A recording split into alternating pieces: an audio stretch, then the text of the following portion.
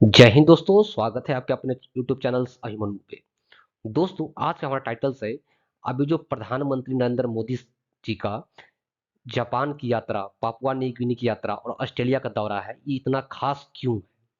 दोस्तों, ये जो दौरा है 19 मई से लेकर 24 मई तक चलने वाला है। दोस्तों, सबसे पहले हम देखेंगे कि भारत के प्रधानमंत्री सबसे पहले कहाँ पे जाएंगे? जापान में जाएंगे। जापान कहाँ पे है तो आप देख सकते हैं। दोस्तों, सबसे पहले आप ये देखिए, भारत के पूर्वी क्षेत्र पे पड़ता है, ये दक्षिणी छोर पे हिंद महासागर और यही पूर्वी इलाका है, यह है प्रशांत महासागर। प्रशांत महासागर में एक आइलैंड देश है जापान। यानी भारत से आप जापान आपको जाना है तो पूर्व की ओर जाना पड़ेगा। उसके बाद दोस्तों, यहाँ पे मोदी जी क्यों गए हैं? तो सबसे पहले जान लीजिए कि यहाँ पर एक मीटिंग होने वाला है, G7। G7 क्या है? तो 7 डेमोक्रेटिक कंट्री है, 7 लोकतांत्रिक देश है। कैसा लोकतांत्रिक देश? मजबूत और काफी ताकतवर देश है। उसका एक संगठन है जिसको हम G7 बोलते हैं। आप इस स्लाइड में देख सकते हैं। आपको ये समझ में आएगा कि अगर भाई G7 7 देशों का संगठन है तो इतने लोग यहाँ पे क्या कर रहे हैं, इतने सारे लोग। तो दोस्तों, इसमें तो 7 मेंबर है और कुछ देशों को ऑब्जर्वर के तौर पे बुलाया जाता है ताकि उनका प्रभाव बहुत सारे देशों पे रहे। उनको बुलाकर ऐसा बोला जाएगा कि भाई देखिए, हम लोगों का काम करने का तरीका ये है, आप लोग भी हमसे कुछ सीखिए। दोस्तों, इसमें कौन कौन से कंट्री आता है G7 में? तो सबसे पहले देखिए, यूएस आता है, कनाडा आता है। वही देखेंगे ब्रिटेन, फ्रांस, जर्मनी, इटली और जापान। एशिया का एकमात्र देश जापान है जो कि G7 का मेंबर है। उसके बाद दोस्तों, मोदी जी का दूसरा यात्रा संपन्न हुआ, पापुआ न्यू गिनी। दोस्तों, पापुआ न्यू गिनी कहाँ पे पड़ता है? आप लोकेशन में देख सकते हैं, इंडिया है, इंडिया हमारा प्यारा भारत, भारत भारत, यह इंडियन ओशियन। भारत से जब आप जाएंगे पूरब की ओर, हिंद महासागर में यह है पापुआ न्यू गिनी, जो कि ये ऑस्ट्रेलिया देश है। ऑस्ट्रेलिया के जब उत्तर में आप देखेंगे तो यह है पापुआ न्यू गिनी, जो कि प्रशांत महासागर का आइलैंड देश है। इसके बारे में हम जानेंगे दोस्तों कि पापुआ न्यू गिनी का इंपॉर्टेंस क्या रहा है और मोदी जी यहाँ पे क्यों गए थे। वही तीसरा जो उनका यात्रा होगा दोस्तों, वो होगा ऑस्ट्रेलिया का। ऑस्ट्रेलिया का यात्रा कहाँ पे होगा दोस्तों? आप देखेंगे, इंडिया के दक्षिण पूर्वी इलाका पे ये बसा है ऑस्ट्रेलिया, जो कि इसके पूर्वी क्षेत्र पे है प्रशांत महासागर और पश्चिमी क्षेत्र पे है हिंद महासागर। दोस्तों, यहाँ पे क्वाड का मीटिंग होने वाला था। क्वाड बोले तो क्वाड देशों में 4 देश है, जिसमें इंडिया, ऑस्ट्रेलिया, जापान और यूएसए यानी अमेरिका आता है। दोस्तों, 4 देश है, 4 देश का मीटिंग होने वाला है सिडनी में। ऑस्ट्रेलिया ऑस्ट्रेलिया का एक शहर है सिडनी, वहां पे मीटिंग होने वाला है, जहां की पहले बाइडन आने वाले थे, अब बाइडन वहां पे नहीं आएंगे। दोस्तों, तो सबसे पहले हम देखते हैं हमारे जो भारत के प्रधानमंत्री जी हैं, ये क्वाड का आप देख सकते हैं, ये प्रशांत महासागर का इलाका है। यहाँ से 2 कंट्री और यहाँ से 2 कंट्री, यानी 4 कंट्री इसमें मेंबर है। सबसे पहले हम लोग देखते हैं दोस्तों, हिरोशिमा। G7 का जो दोस्तों, G7 का अभी जो मीटिंग हुआ है वो जापान का एक शहर है हिरोशिमा। आप अच्छे से वाकिफ होंगे कि हिरोशिमा और नागासाकी क्या है। दोस्तों, ये जापान है। जापान को मैंने थोड़ा सा जूम कर दिया है। इसके दक्षिणी छोर पे 2 शहर है, एक है हिरोशिमा और दूसरा है नागासाकी। दोनों क्यों इंपॉर्टेंट है? तो पूरे देश का, पूरे विदेश का, पूरे वर्ल्ड का बच्चा बच्चा जानता है कि सबसे पहले जो परमाणु बम है हिरोशिमा पे 6 अगस्त को गिराया गया था और 9 अगस्त को नागासाकी पे गिराया गया था। किसने गिराया था? तो अमेरिका ने गिराया था। कब गिराया था? तो 1939 से 45, जब द्वितीय विश्व युद्ध चल रहा था, उस टाइम गिराया गया था 45 में। जैसे ही द्वितीय विश्व युद्ध के समय अमेरिका जापान पे ये बम गिराता है, वैसे ही द्वितीय विश्व युद्ध बंद हो जाता है। तो परमाणु हमला झेलने वाला दुनिया का पहला शहर है तो हिरोशिमा है, जहां पे 6 अगस्त 1945 को परमाणु बम गिराया गया था।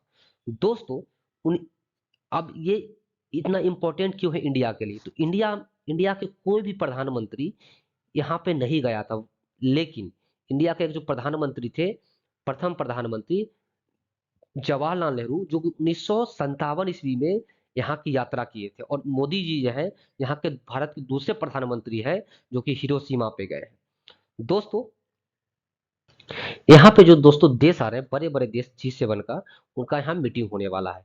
तो ये बहुत ही इंपॉर्टेंट होने वाला है, क्योंकि जापान जो है भारत का एक अभी वर्तमान में मित्र राष्ट्र है।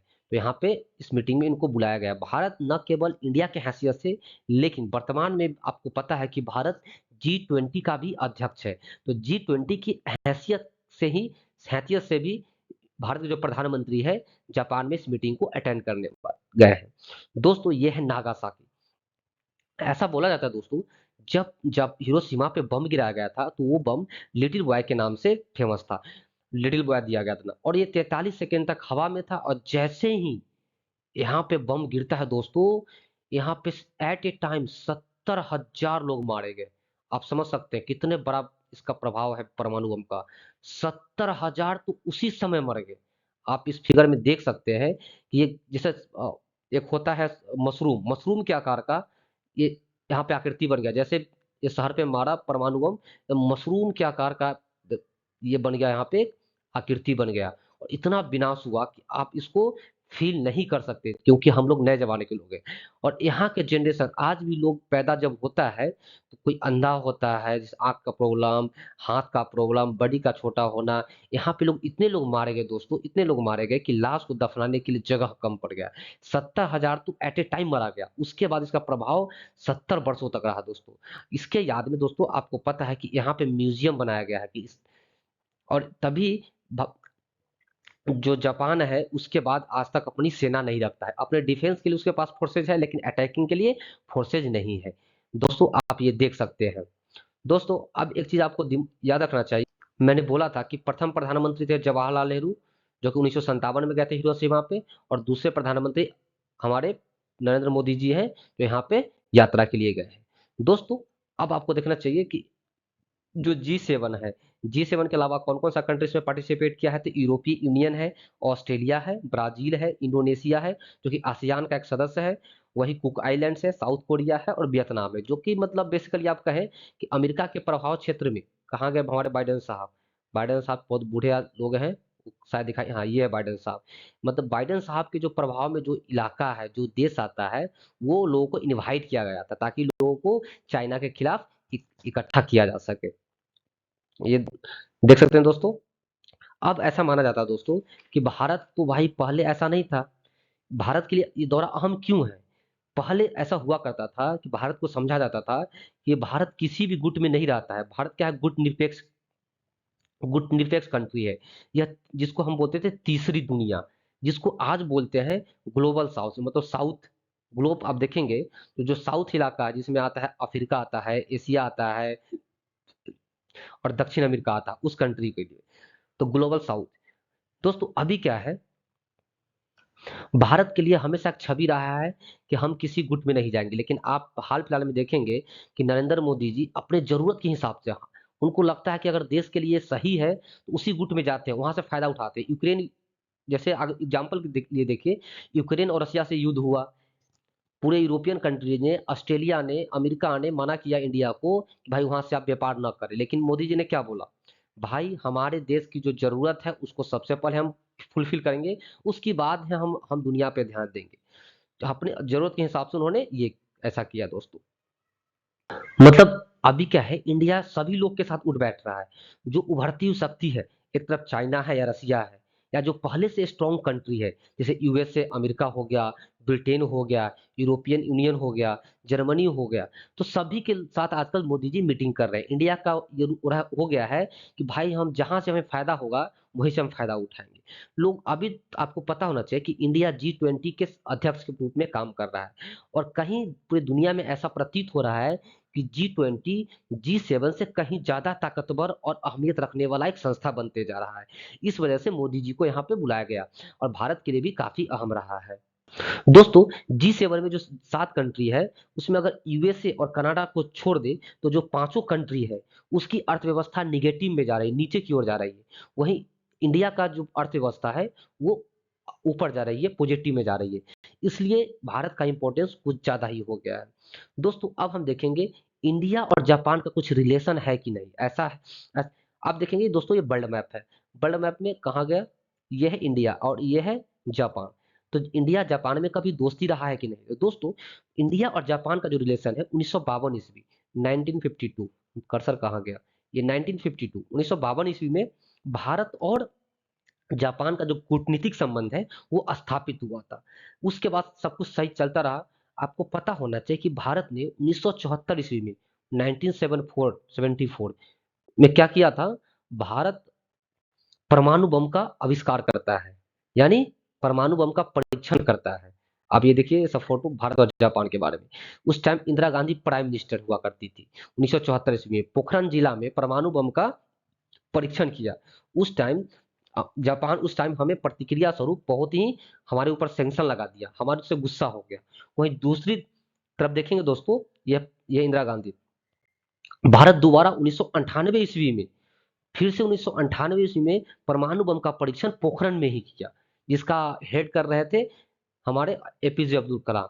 उस समय जापान ने भारत का कड़ी निंदा किया और भारत से रिलेशन तोड़ लिया था, लेकिन सन 2000 ईस्वी के बाद इन दोनों देशों का रिलेशन अच्छा होता चला गया दोस्तों। और दोस्तों ये है जापान और ये है इंडिया। आप देखेंगे ये एशिया का मैप है। तो जापान इंडिया को आजकल अहमियत क्यों दे रहा है? तो इसको पता है जापान को दोस्तों कि अगर चाइना को कोई काउंटर कर सकता है एशिया के अंदर तो वो इंडिया ही है। क्योंकि आए दिन चाइना यहाँ पे आक्रमण करता है, कभी ताइवान पे, कहीं जापान के जो आइलैंड्स है उस पे, या अपने दोस्त के माध्यम यानी नॉर्थ कोरिया के माध्यम से जापान के ऊपर से बैलिस्टिक मिसाइल का परीक्षण करवाता है। तो जापान को दोस्तों ये अच्छे तरीके से पता है कि हमारा कहीं हित है। अगर चाइना को कोई कंट्रोल कर सकता है तो वो केवल इंडिया ही है। इस वजह से, और जापान और इंडिया क्वाड में भी शामिल है, तो इस वजह से जापान और इंडिया का रिलेशन काफी आगे बढ़ चुका है दोस्तों। उसके बाद दूसरा जो यात्रा हुआ दोस्तों, Papua New Guinea. Papua New Guinea Hind महासागर का एक द्वीपीय देश यानी आइलैंड्स कंट्री है। जैसे ही हमारे पीएम प्रधानमंत्री Modi ji Papua New Guinea अपना पैर रखते हैं तो वहां का प्रधानमंत्री आते हैं वहां पे और अपने प्रधानमंत्री जी का पैर छूते हैं। मतलब इंडिया के लिए कितने गर्व की बात है। जो 143 करोड़ जनता है इंडिया का, उसके लिए बहुत गर्व की बात है दोस्तों। ये देश अहम क्यों है? तो इंडिया के लिए देश अहम बहुत ज्यादा है दोस्तों। थोड़ा इसको मैं तो इरेज कर देता हूँ, उसके बाद आपको एक्सप्लेन करता हूँ। दोस्तों, आज तक आजादी के बाद आज तक इस देश में भारत का कोई भी प्रधानमंत्री यहाँ पपुआ न्यू गिनी में नहीं गया है। मतलब जो प्रधानमंत्री मोदी जी हैं, प्रथम प्रधानमंत्री होंगे भारतीय प्रधानमंत्री जो वहां पे कदम रखे हैं। उसके बाद दोस्तों यहाँ पे एक मीटिंग होने वाला है, India Pacific Island meeting. India Pacific Island meeting मतलब क्या है? जो प्रशांत महासागर में छोटे छोटे आइलैंड्स कंट्री है, उसमें 14 कंट्री ऐसे हैं जो इसने एक संगठन बनाया है जिसको बोलते हैं इंडिया पैसिफिक आइसलैंड मीटिंग। ये मीटिंग इसलिए जरूरी है कि दोस्तों आपको पता है कि हिंद महासागर है। हिंद महासागर में आजकल चाइना क्या कर रहा है, अपने कहीं कहीं नेवी का बेस, कहीं एयरफोर्स का बेस, कहीं मिलिट्री का बेस बना रहा है। और हिंद महासागर में ऐसा समझा जाता था पहले कि भारत का दबदबा है, तो इसके दबदबा को कम करने के लिए चाइना इधर गतिविधि बढ़ा रहा है। तो चाइना को काउंटर करने के लिए इंडिया ये है साउथ चाइना सी पैसिफिक यानी प्रशांत महासागर में द्वीपीय देश में अपना प्रभाव बना रहा है चाइना को कंट्रोल करने के लिए। दोस्तों ये देखेंगे, ये ऑस्ट्रेलिया ऑस्ट्रेलिया के पूरब में देखेंगे तो सोलोमन आइसलैंड है। यहाँ पे चाइना ने एक मिलिट्री बेस बना लिया है। अभी बनाने की प्रक्रिया चल ही रहा है। तो इंडिया क्या चाहता है कि जो भी आइलैंड कंट्री है यहाँ पे हम अपना प्रभाव बनाए, क्योंकि जो चाइना का बीआरआई प्रोजेक्ट है, बेल्ट रोड इनिशिएटिव प्रोजेक्ट है, उसे पपुआ न्यू गिनी जुड़ चुका है। और यहाँ पे चाइना का काफी प्रभाव बढ़ चुका है। इसको मैं थोड़ा मिटा दूं तो यहाँ पे चाइना का काफी प्रभाव बन चुका है। तो इस इंडिया इसको काउंटर करने के लिए यहाँ पे गया हुआ है। उसके बाद इंडिया का जो दोस्तों अगला दौरा होगा, ये देख सकते हैं ऑस्ट्रेलिया है। ऑस्ट्रेलिया के जस्ट उत्तर में देखेंगे तो ये है पापुआ न्यू गिनी। और छोटे छोटे जो 14 देश है जो मीटिंग में अटेंड कर किए थे, ये सब कंट्री है जिन्होंने मीटिंग अटेंड किया है। आइलैंड्स कंट्री, किसका आइलैंड कंट्री है? प्रशांत महासागर का आइलैंड्स कंट्री है। क्यों मीटिंग करता है? कि भाई कैसे भी चाइना को काउंटर करना है दोस्तों। उसके बाद ऑस्ट्रेलिया का दौरा होने वाला है। उसमें क्या हो दोस्तों, क्वाड का मीटिंग हुआ। क्वाड में 4 देश है, इंडिया, ऑस्ट्रेलिया, जापान और यूएसए। चारों देश चाइना को कंट्रोल करने के लिए हिंद प्रशांत क्षेत्र में अपना दबदबा कायम करते हैं। दोस्तों अगर ये वीडियो आपको थोड़ा भी नॉलेजेबल लगे, अच्छा लगे, तो इस चैनल को लाइक और सब्सक्राइब जरूर करें। तब तक के लिए धन्यवाद।